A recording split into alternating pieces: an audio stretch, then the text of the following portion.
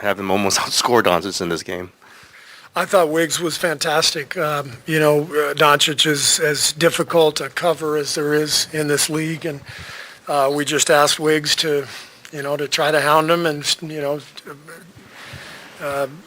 guard him as best as he could, stay in front, and try to keep the pressure on him. And he did a fantastic job. So Wiggs is just a huge part of our defense and our team. I thought he was great offensively as well. So great night for Andrew. Steve, let me make sure I'm reading this right. When's the last time you saw Steph lead a playoff game with 12 rebounds? Ask Raymond. Raymond knows all that stuff. But Steph's always been a really good rebounder. For a guard, for a guy his size, he's just got a knack for the ball, and he obviously did a great job. There were several where you could see him kind of come over from the weak side because he read where the ball was going to go before anybody else did. And so he's got a good knack for it, and I thought the rebounding was a big factor tonight. 52-34. So we did a good job on the glass. Steve, how did you like the poise and taking care of the ball and just so many guys getting involved in the scoring and rebounding effort? Yeah, it was good. I thought we were in a little bit of a rush early, and once we settled down, the ball started to move a little bit better, and we started getting better shots. That's to be expected, though. Game one of the conference finals, everybody's amped up, and so we just needed to settle in, and we did that. You guys threw out a lot of different looks defensively. How important do you think that was in limiting Luka? Well, I think you can't do the same thing with Doncic every possession. You got to be able to mix it up. He's too good. And so we tried to do some of that. And, one game, we did an excellent job defensively, but we're under no illusion that we've figured anything out. We just played really hard and competed and tried to contest shots. But, there's a good chance those shots start going in next game. So we've just got to stay committed and stay aggressive, play with force, and see what happens. You had Wiggins pick up Luka full court several times. Is that just kind of to slowly try to fatigue him? Yeah, I think it's important to try to make him work. He's so good.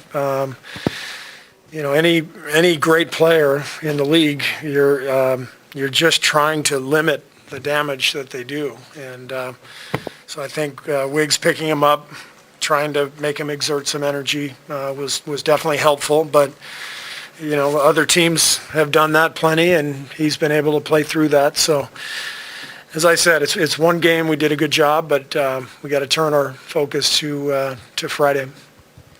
I noticed throughout the run, your shooting has gotten so much attention and how you've won championships, but it always struck was the defense was always pretty consistent. Was this as strong a defensive performance from start to finish game plan as you had this season at least? It was an excellent defensive night overall.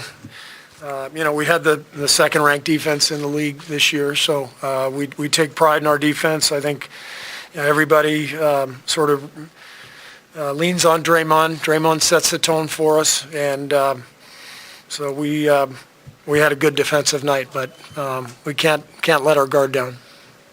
Steve, there was that play there, I think it was the third quarter, where Steph got trapped in the corner and throws that kind of looping overhead pass back to Draymond. Draymond hits him back for the three.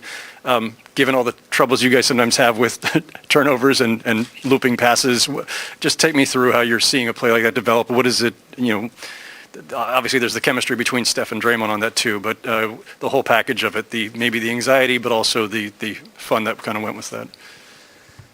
Yeah, we work on that play. It's called looping pass 2. Those guys have a synergy from playing together for a decade. So Clay as well.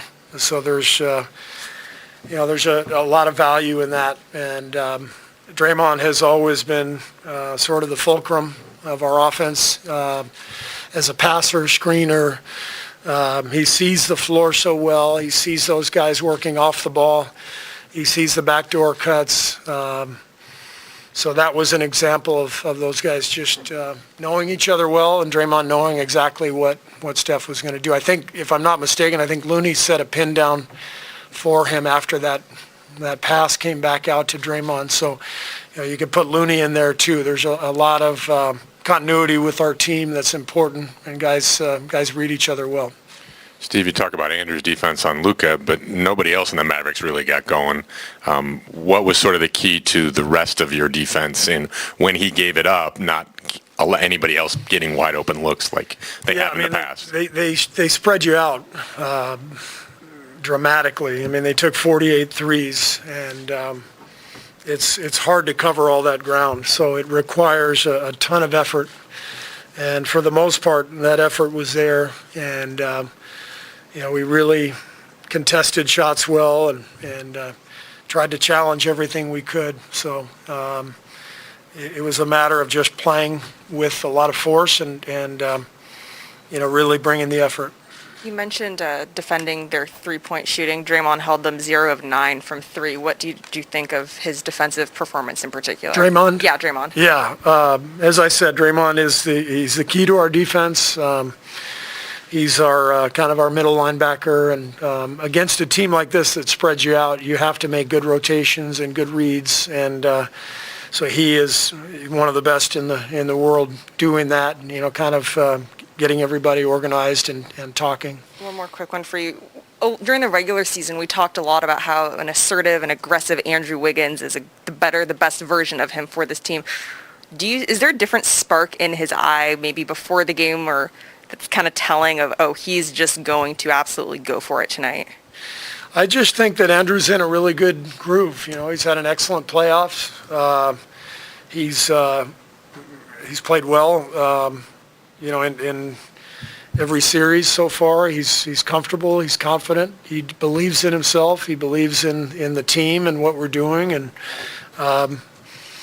so this is who he is. He's been just really, really consistent at both ends.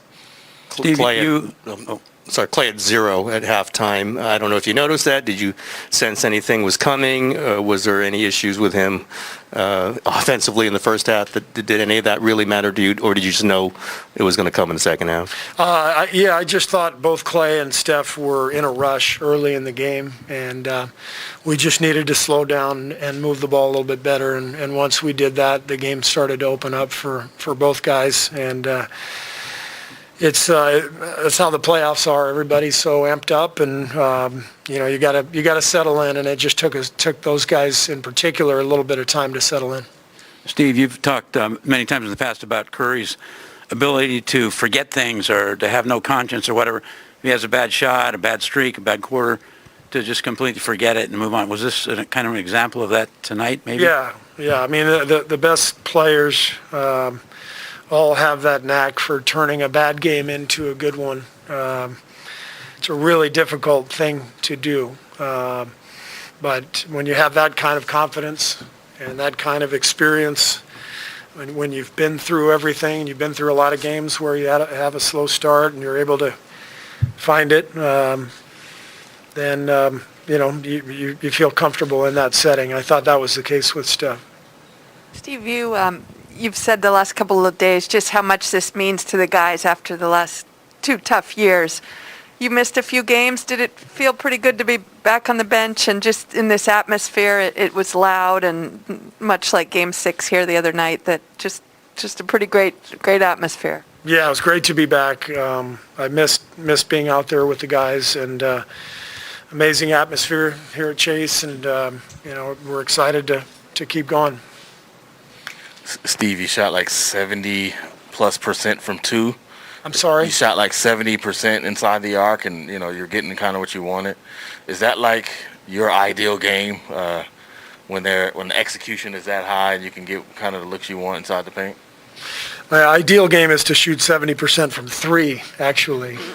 But I thought we took what the defense gave us. They did a good job taking away a lot of our threes, and a lot of our guys made those mid-rangers that I think you have to make in the playoffs. I just feel like,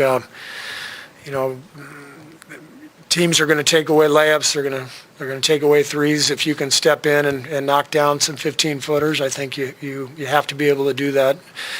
We've been lucky to have great shooters over the years who have been able to knock down that shot. Whether Steph, Clay, Kevin. Now Otto is really good mid-range shooter. If it's there, that's the shot you got to take. Jordan obviously, did a ton for you offensively, but, this series will probably be about how well he can survive defensively. What did you think of, I guess his overall night, but particularly on the defensive end? Yeah, I thought Jordan had a really good night. They were definitely attacking him. He got 5 fouls. I thought he had a couple of tough calls, but he can do better showing his hands. Sometimes you get your hands out like this and a player, bowls into you. You're the one who gets the call because it just looks like you're reaching. If you can show your hands, then you're more likely to not get called for a foul, and I think that's something he could probably do better next game.